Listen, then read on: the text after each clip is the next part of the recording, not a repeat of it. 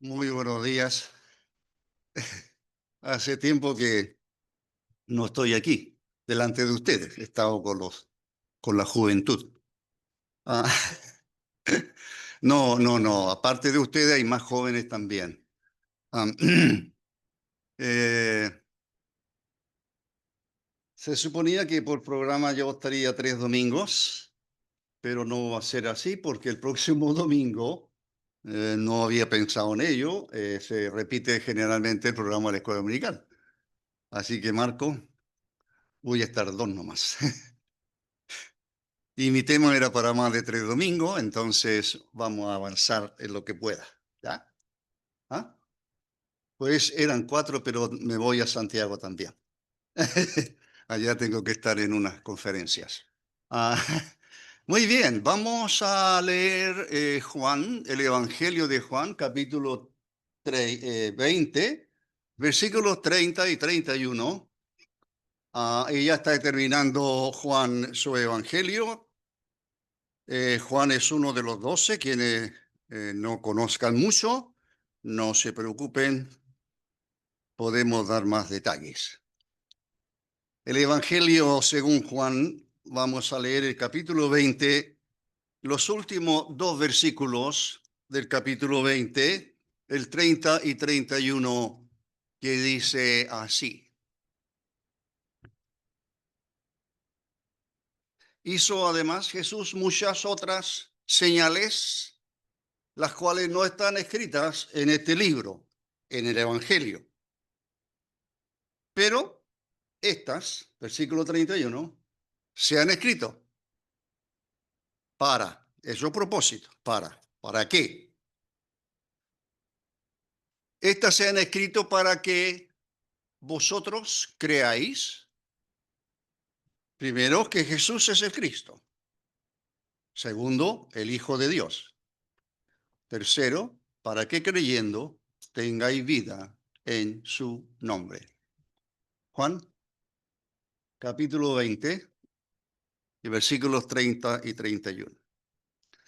A raíz de algunas dificultades con cierta persona, y la iglesia sabe, cuando yo di un aviso especial y hice mención respecto, hay 2 vocablos que ustedes seguramente han oído hablar. Uno de ellos es apostasía y el otro tiene que ver con enseñanza ya que son más fuertes. Un apóstata es uno que niega su fe, nada más, por así decirlo. Eso ya es algo grave, que una persona niegue su fe en Cristo, ¿verdad? Un apóstata. Cuando Pablo escribe a los Gálatas, lo más probable es que los Gálatas estaban alejándose del verdadero evangelio para seguir, como dice Pablo allí en el capítulo 1, para seguir un evangelio diferente, un evangelio diferente. Y entonces, en el capítulo 1 de Gálatas, el apóstol hace hincapié en la enseñanza a los Gálatas, es que ellos, por supuesto, tienen que recapacitar respecto a la fe que habían alguna vez declarado, pero que ahora parece que la están negando exactamente. Muy bien. Ahora, hay otro vocablo más fuerte que es la herejía. No son idénticos, ¿se dan cuenta? Me están siguiendo, ¿verdad? Una es la apostasía, un creyente abandona su fe y vive, etcétera. Un apóstata. O cree otras cosas a veces, que en fin. Pero cuando hablamos de herejía, es más fuerte el vocablo, porque la herejía es que una doctrina bíblica uh, se transforma, se interpreta, se enseña, se cree de una manera absolutamente lejos de la verdad de Dios. Y eso hace que un hereje realmente esté enseñando algo parecido al veneno. Así que En algunos casos se juntan los dos, un apóstata y un hereje. Entonces, uno de los primeros herejes que apareció en la historia de la iglesia, voy a hacer un poco de historia, nada más, ¿ya? Como antecedente. El hecho de que ocurriera esto aquí y yo hablara de ello hace un tiempo atrás, me hizo reestudiar el tema y dos temas específicos de lo más grande y más importante para el creyente. Uno de ellos es la Trinidad y el otro es la deidad de Cristo. O sea, cualquiera que niegue esto, por supuesto, y transmite, por así decirlo, o adapta esto con algunas cosas que no son ciertas, eso cae en la herejía. Uno de los primeros herejes, aunque lo más probable es que ya en los tiempos de Juan hayan existido, de alguna manera, porque lo dice en su primera epístola, pero la herejía más fuerte aparece en el año 300 de nuestra era, más o menos. Si vamos a retroceder un poquito, nada más, hasta el año 300, no es mucho. Y entonces, la herejía que aparece se le atribuye a un hombre, le llaman obispo, entre paréntesis, en esa época del año 300, ya la iglesia dejó de ser perseguida por el Imperio Romano, y ustedes han oído hablar de las persecuciones que tuvo la iglesia bajo el Imperio Romano, porque el emperador, el nuevo emperador Constantino, él dice o confiesa haberse convertido al cristianismo. Ese es Constantino. Por lo tanto, cesan las persecuciones y, y la iglesia de aquel entonces ya no es perseguida, tienen absoluta libertad, lo cual es muy bueno y lo cual es muy malo.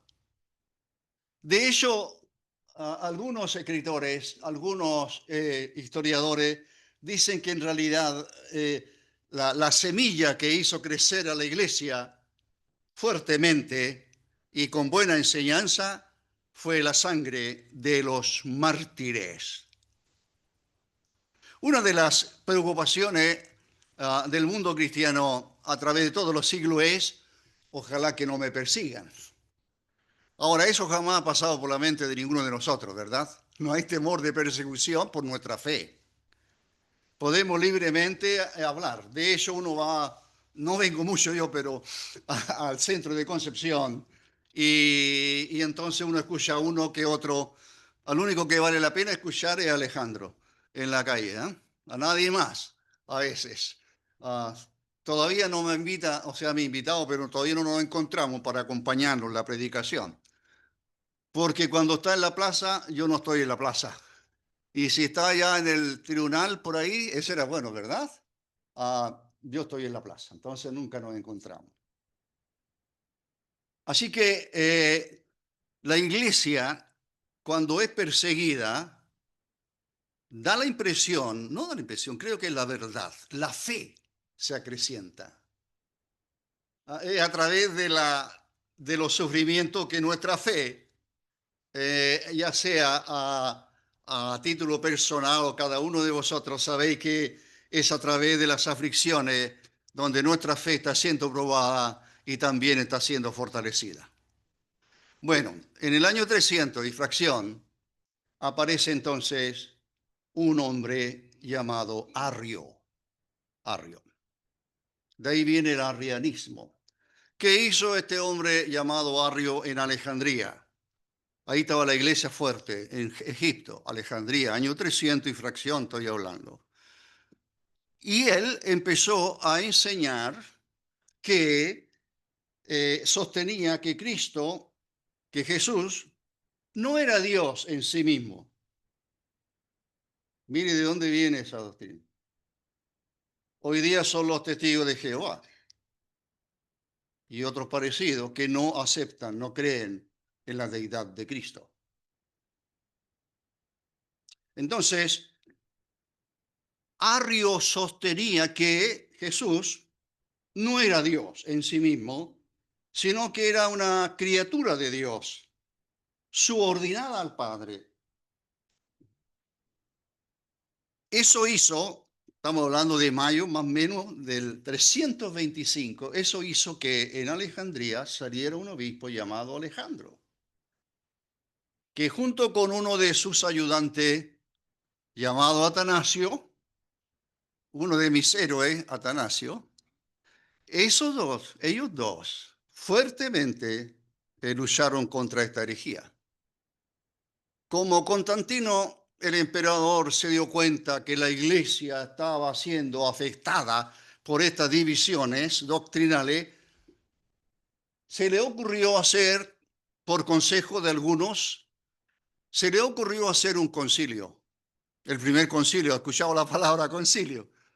El primer concilio ocurrió en Nicea, el año 325.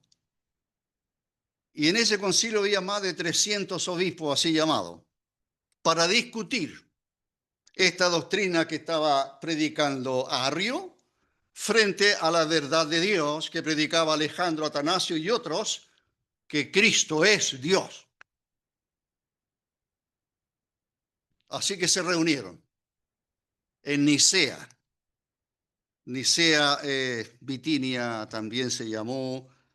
Hoy día se llama İznik en Turquía. Me encantaría ir a Turquía. ¿Cierto, Ana? ¿Queremos ir a Turquía? Sí. ¿Por qué Turquía? Bueno, allí está el monte Ararat. Allí estaban las 7 iglesias de Apocalipsis, Éfeso, etcétera. Esmirna, todavía existe Esmir, y otras. Hay muchos lugares bíblicos allí en la actual Turquía que lamentablemente queda poco de cristianismo. Bueno, entonces allí se trató este tema de la herejía. Hay dos palabritas que las voy a mencionar nomás porque me voy a demorar mucho. Son palabras griegas, onousios, y otra. Una palabra, es un vocablo compuesto. Ousia significa esencia de Dios, la esencia de Dios, la ousia de Dios. Y entonces, lo que decía allí, lo que se trató y triunfó la doctrina ese día, allá, o esos días de discusión en Nicea. Eh, no le doy más datos porque se me va a pasar el tiempo, pero ustedes pueden estudiar o leer historia de la iglesia en aquel entonces. ¿Ya? La doctrina de Arrio se diferenciaba en una sola letra en el vocablo griego. Imagínense. Ok, entonces ya me alejo de esto, de historia, y voy a leer, a tratar el versículo que leímos y otros dos. Así que ya usted sabe de dónde nació esta herejía de que Jesús no es Dios. Para algunas sectas de hoy hasta dicen que fue el arcángel Gabriel, que es el arcángel Gabriel que se encarnó. Entonces la doctrina alguna creen que es un ángel encarnado. Y eso es de falsedad absoluta. Entonces, volvamos a Juan 20 y versículos 31 y 30 y 31 que yo he citado. Lo primero que dije en el versículo 20 es que lo que Juan está explicando al terminar su evangelio, Juan sobrevivió a todos los apóstoles y escribe su evangelio tal vez más cercano. Este evangelio, el evangelio de Juan es el libro más tardío del Nuevo Testamento, los escritos de Juan. Quizás los primeros escritos fueron las epístolas, una que otra epístola. Uno piensa que fueron los evangelios, pero no. Ok, versículo 20, 30. Hizo además Jesús hizo muchas otras señales. ¿Qué es una señal? Es el vocablo griego semella. ¿Qué significa eso? Señal. Hizo señales. ¿Cuántas señales escribió Juan en su evangelio? Su vocablo, en otros evangelios, su vocablo que se asemeja o que se ha traducido es milagro. ¿Ah? Señale milagro, pero hay una diferencia. Las señales de Juan, ¿cuántas son? ¿Alguien lo sabe? ¿Ah? ¿Ocho? ¿Siete, ocho? Muy bien. ¿Quién se va por el siete? Yo. Son siete. ¿Cuál es la primera señal? Y lo dice así el apóstol, capítulo 2, ¿verdad? ¿Verdad? Esta señal hizo Jesús, ¿dónde? En Caná de Galilea. ¿En qué ocasión? En una boda, en un matrimonio. Faltó el vino y el Señor convierte 8 tinajas de tantos litros en vino. Tanto es así que el, eh, el chef sería hoy día probó el vino, dijo, este es el mejor vino de todos, lo has guardado hasta el final. Todos sirven el buen vino al principio y cuando ya están un poquito pasados, entonces sirven el mejor, o sea, perdón, el más malo. Primero el bueno. Pero en la boda de Caná fue al revés. El mal vino se sirvió primero, se acabó. Y luego aparece el vino que había convertido el Señor de agua en vino, es el mejor vino. Y el apóstol Juan dice lo siguiente, este principio de señales hizo Jesús en presencia de sus discípulos, creyeron en él los discípulos. ¿Por qué? ¿Qué había? ¿Qué hay en una señal? ¿El milagro portentoso? Bueno, esa es la definición de milagro, pero la definición de señal indica que hay algo más importante en el milagro aquel. No es que hay que mirar tanto hoy, 8 tinajas de agua de tantos litros y saco la cuenta hoy grandioso. No, porque eso apunta hacia la grandeza de Dios, eso apunta a el poder de Dios en su Hijo aquí en la tierra. Eso es la señal, semilla. Muy bien, ¿cuál es la última señal de Juan? Porque yo creo que ustedes leen sus Biblias, ¿verdad? ¿Cuál es la última señal en el Evangelio de Juan? Joven, usted que tiene una cabeza allá arriba, la resurrección de Lázaro. ¿Cómo me dijiste, Paula, así? Ah, qué interesante. Eso significa, según Paula, significa la resurrección de Lázaro. Eso es nuevo para mí. Cuando predique en otro lado voy a decir la resurrección de Lázaro. ¿Por quién? Por Paula. Muy bien. Por supuesto que en los otros evangelios hay muchos más señales o milagros. Hay un solo milagro o señal que se repite en los 4 evangelios. Creo que lo he dicho antes.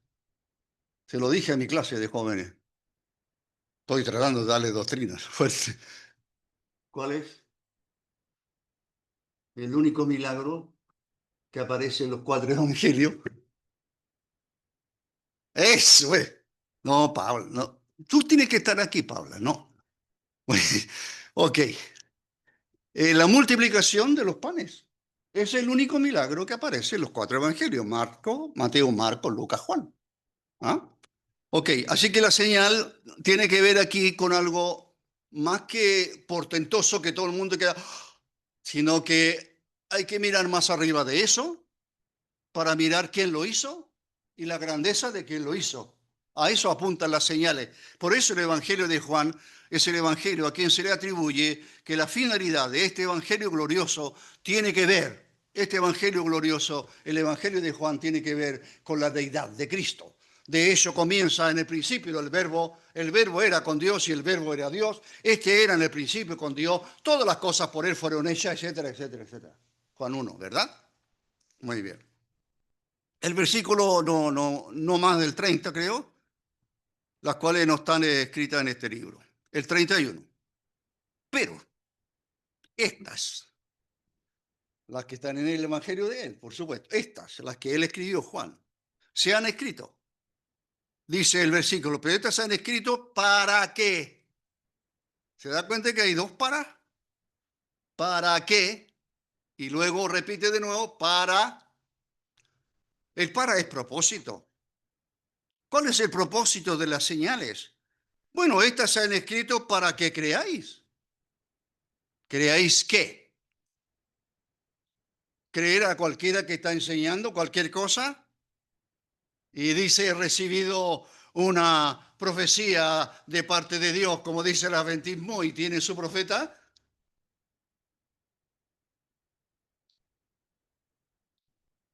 Pero estas se han escrito para que creáis que, número uno, Jesús es el Mesías, Cristo.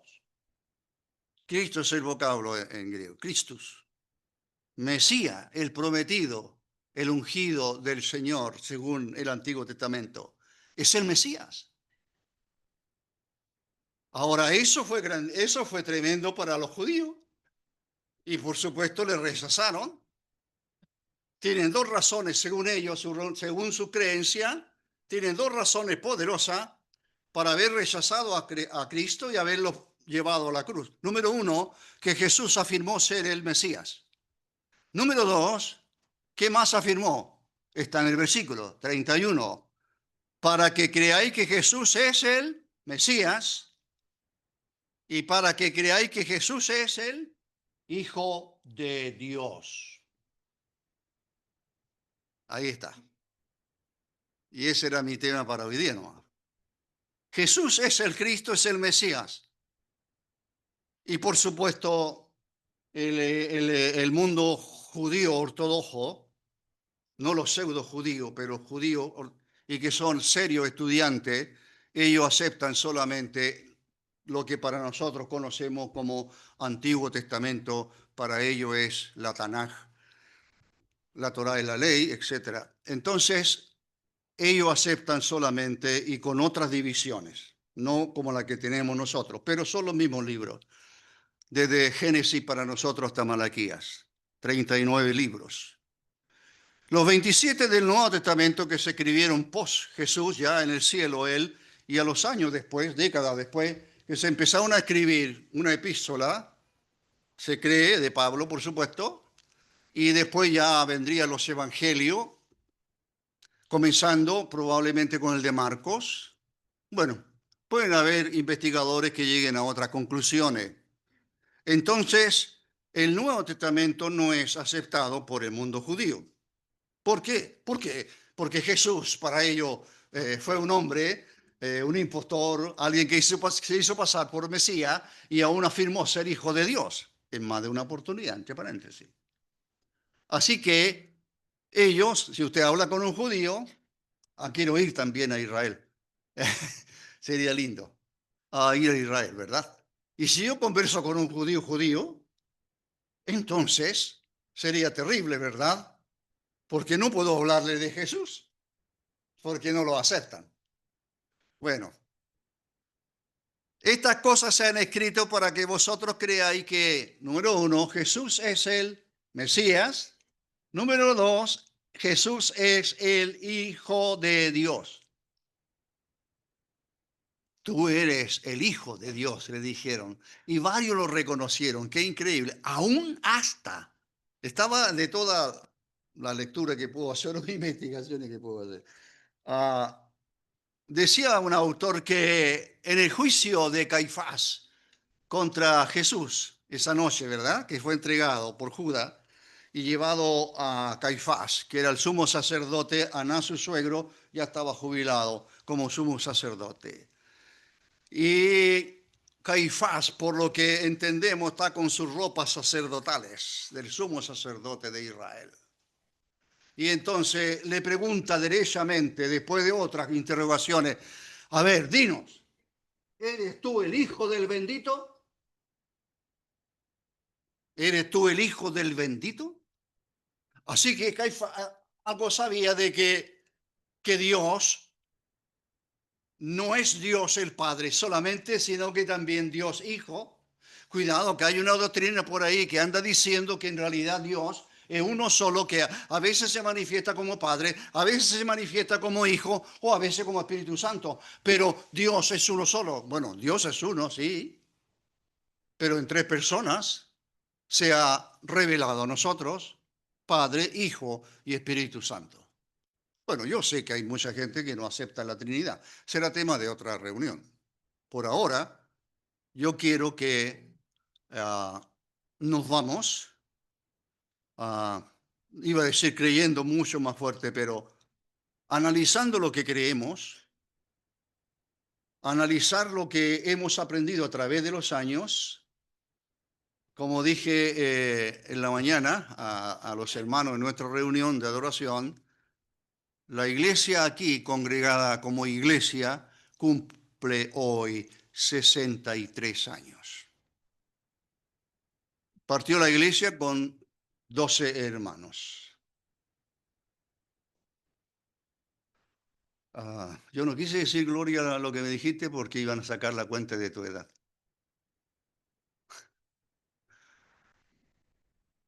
Puedo decir que, porque yo dije todo eso, hermano, está con el Señor. Pero ella me dijo, no, yo estaba en el vientre de su mamita. Yo llegué el año 70 aquí. Habían unos pocos más todavía. Y ahora somos, gracias al Señor y que el Señor siga ayudándonos, somos más de 100. El número no nos interesa. Lo que interesa es que la iglesia sea un centro de enseñanza y que todos mis hermanos que se paran aquí enseñen la palabra de Dios. Eso significa que tendrán que estudiarla. Voy a hablar de este texto, este es bueno, este texto muy bueno, este voy a hablar. No, un estudio serio de la Escritura puede llevarnos días. No le invito a mi casa y no le voy a mostrar mi oficina porque necesito un tercer escritorio para dejar los libros que estoy investigando por aquí y por allá. Hay que ser hermano a la mejor instrucciones o a los mejores escritos que pueden existir. Gracias al Señor tengo 3 asesores de buen nivel a los cuales llamo y les pregunto algunas cosas. Estas se han escrito para que creáis. Así que la pregunta es, mi fe, lo que yo creo, es que Jesús es el Mesías. Eso fue lo que hicieron los magos de Oriente, no los reyes magos, nunca sale eso en la Biblia. Los magos de Oriente no son 3, se cree que son 3, Melchor y Gaspar, pero ese es un invento católico, con el permiso de los católicos. No hay nombre de ellos. ¿Qué dijeron ellos? ¿Dónde ha nacido el rey? ¿Dónde está el rey de los judíos que ha nacido? ¿Quién es el rey de los judíos? El Mesías. ¿Por qué el rey de los judíos? Jesús de Nazaret, decía en la cruz, en el madero, Jesús de Nazaret, rey de los judíos. Escrito en el idioma que los judíos, en hebreo, en griego, en latín. Los 3 idiomas. Jesús de Nazaret, rey de los judíos. ¿Quién escribió eso? Pilato. Los judíos se enojaron. No, no es el rey de los judíos. Él dijo que era rey, pero no es el rey de los judíos. Los magos cuando vienen, ¿dónde ha de nacer el rey de los judíos? ¿Dónde? ¿Dónde? Su estrella hemos visto en Oriente. Hemos venido a adorarle. Y cuando llegaron donde él estaba con su madre, entonces ellos se postraron y le ofrecieron presente, oro, incienso y mirra. Seguramente de ahí viene la idea de regalarle a los niños algo. Lo malo es que esta fiesta se transformó. Ahora alguien quiere regalarle un auto a su esposa, ¿no es cierto? No, le voy a regalar un auto eléctrico, un MG, alguna cosa, porque es Navidad. Cuando algunos de nosotros éramos niños, despertábamos el día 25 en la mañana, en la noche no pasaba nada, y despertamos, lo primero que despertamos, ¿por qué digo en plural? Porque mi hermana, que un año y medio mayor que mí, y yo, estábamos ahí en nuestra camita chiquito, y miramos, abrimos los ojos, a los pies del catre, así se llamaba, ¿eh? Catre. Hoy día no, hoy día no se llama Catri, ¿verdad? Me acordé de tantas cosas de mi niñez a veces y me vuelven a decir los hijos y los nietos, "Oh, pero escribe un libro, ¿no? Que ya voy en el tomo como 20 tomos y no alcanzaría a escribir todo. Catri. ¿Y qué es lo que había? Una pelota. Y yo era feliz. ¿Y qué es lo que había al lado? Una muñequita. Le llamaban cabecita de carey. No sé por qué, ¿de dónde salió? Era losa, la cabecita. Para mi hermana, la muñequita. Para mí, la pelota. Y éramos felices. Nadie más recibía regalo. Puede ser que hayan sido sacados de aquí, de los magos que vienen y le ofrecen oro, incienso y mirra. ¿A quién? Al niño, se postran ahí a los pies de él y le adoraron. ¿A quién? ¿A María? No. María es una mujer. No es la madre de Dios, es la madre de Jesús. Cierto. Y le adoraron, no a María, insisto, ni a José, sino al niño. ¿Por qué? Porque es el rey. Y a los reyes se le adoran. Es el rey de los judíos. Y le crucificaron por eso, porque el pueblo judío dice, él es un impostor, es un mentiroso, es un blasfemo. Y está relatando que cuando Caifás lo interroga y él dice, ¿eres hijo del bendito? Tú lo dices, dijo Jesús. Y rasgó sus vestiduras, lo que no debió hacer. Era una ofensa a Dios, las vestiduras sacerdotales. Las rasgó, enojado, y le crucificaron. Para que creáis que Jesús es el Cristo, el Mesías, el Hijo de Dios. Este es el segundo punto, el Hijo de Dios.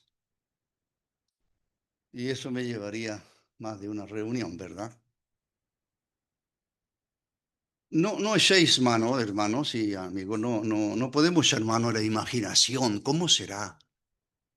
A veces mi esposa me pregunta, ¿y cómo será el cielo? ¿Verdad, cariño? El cielo, ¿cómo será? No tengo idea, no he ido todavía al cielo. ¿Me lo puedo imaginar? No quiero. Generalmente lucho con la imaginación en eso. Tengo una imaginación muy grande, pero no para eso. Lo que debo hacer es empaparme, disfrutar lo que Dios dice en su libro. Y si no lo puedo entender, bueno, más adelante quizá lo podré entender, pero imaginármelo, no, porque mi mente, como la de todo ser humano, no es sana. El pecado afectó a nuestros pensamientos. Estas han escrito para que creáis que Jesús es el Cristo, el Hijo de Dios. Y esa es una de las herejías más grandes, religiones grandes en el mundo hoy niegan la deidad de Cristo. Y no se puede obtener salvación. Y no se puede obtener salvación si no creemos estas verdades. Porque ¿cómo sigue el texto? Y para que creyendo, ahí está el otro para que creyendo, para que sigáis creyendo, dice otras traducciones, no recuerdo ahora. Para que creyendo tengáis vida en su nombre. ¿A qué vida se refiere? Por supuesto, no esta física. Esta vida se termina en cualquier momento, como sabéis. No se refiere a eso. Se refiere a lo que la Biblia llama vida eterna. Y de eso el Evangelio, a ver, creo que son como 100 veces. Se habla mucho de vida. Y él os dio vida. Bueno, eso dice Pablo. Y él, en Efesios, él os dio vida a vosotros cuando estabais muertos en delitos y pecado. El pecador sin Cristo está muerto. Pero usted dice, estoy aquí. Sí. Físicamente, sí. Tienes vida física. Pero la vida eterna es vida espiritual, que solo la otorga Dios, porque su Hijo dio su vida en la cruz por nuestros pecados. Y cuando un pecador, quien quiera que sea, cree esa verdad, recibe de parte de Dios vida. Próximo mes cumpliré un año más de creyente. Serán 62, creo. 62 años. ¡Qué maravilla! ¿Sabe que la maravilla más grande es cuando un pecador es salvo? Cuando pasa de muerte a vida. Vosotros tenéis vida. Y hay vida solo en Cristo. No hay vida aquí. Hay vida en Dios. Y Dios la otorga. La otorga por gracia. Y la otorga cuando al escuchar el Evangelio, al escuchar que Cristo murió en la cruz por mí, Dios al creer esa verdad, en mi caso en noviembre del año 63, Dios me dio vida. Vida espiritual que no tenía. Entonces dice, para que tengáis vida en quién, en su nombre. No, no en el nombre de Jesús, sino en su persona, en su gloriosa persona. Es el Hijo de Dios. Pablo dice, el que me amó y se entregó a sí mismo por mí. ¿Quién? Cristo. La pregunta entonces que hay que hacerse es si Cristo es tu Salvador. ¿En qué momento de tu vida aceptaste, creíste de corazón la verdad de que Cristo murió por tus pecados? Al creer esa verdad tiene el perdón. Dios perdona nuestros pecados. No, no es por obras. No se trata de premio. No, es por gracia. Y la gracia es el don, uno de los tantos dones de Dios, que indica que cuando hablamos de la gracia, significa que Dios no encuentra mérito alguno en nosotros.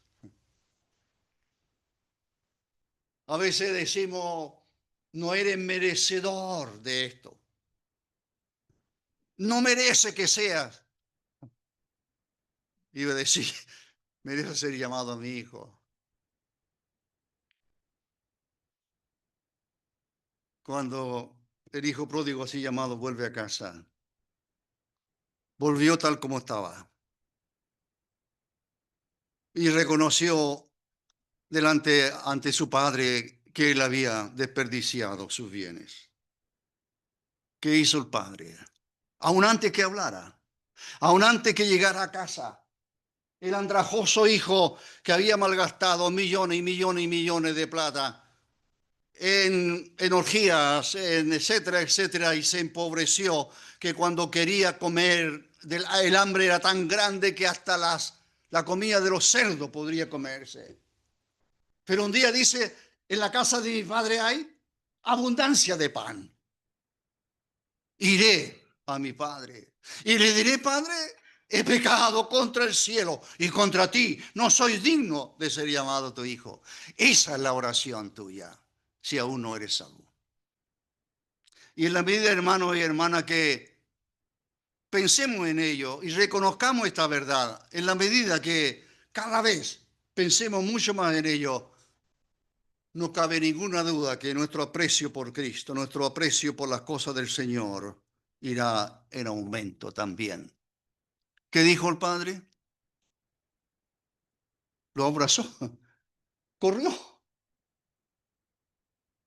Cuando estudié, yo enseñé esa parábola aquí, algún tiempo atrás. ¿Se acuerda que le dejé una pregunta? ¿El hijo mayor entró o no entró? ¿Lo han pensado o no? ¿A qué conclusión llegaron? Es hace meses. ¿Entró o no entró? No quería entrar. Esa parábola, llegué a la conclusión, algunos le han llamado la parábola de los dos hijos, pero yo me quedo, que esa parábola es la parábola del padre amante, que recibe al hijo para que este hijo vuelva a gozar de él. ¿Debo terminar, señor? Ah. Muchas gracias. Así que yo le quería haber abarcado para decirles que uno de los temas más fuertes en las Escrituras que predicaron el mismo Señor y luego los apóstoles era mostrar a través de las Escrituras que Jesús es el Cristo, el Hijo de Dios.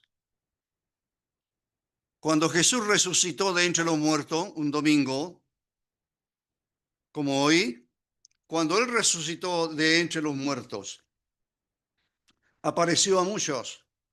Según Lucas 24, el Señor va en un camino que va saliendo de Jerusalén hacia una aldea llamada Betania, como a unos 10, 12 kilómetros de Jerusalén. Y van dos hombres tal vez, otros dicen que es un matrimonio, pero dos discípulos del Señor, que no son de los 12, no se dice eso, y van conversando.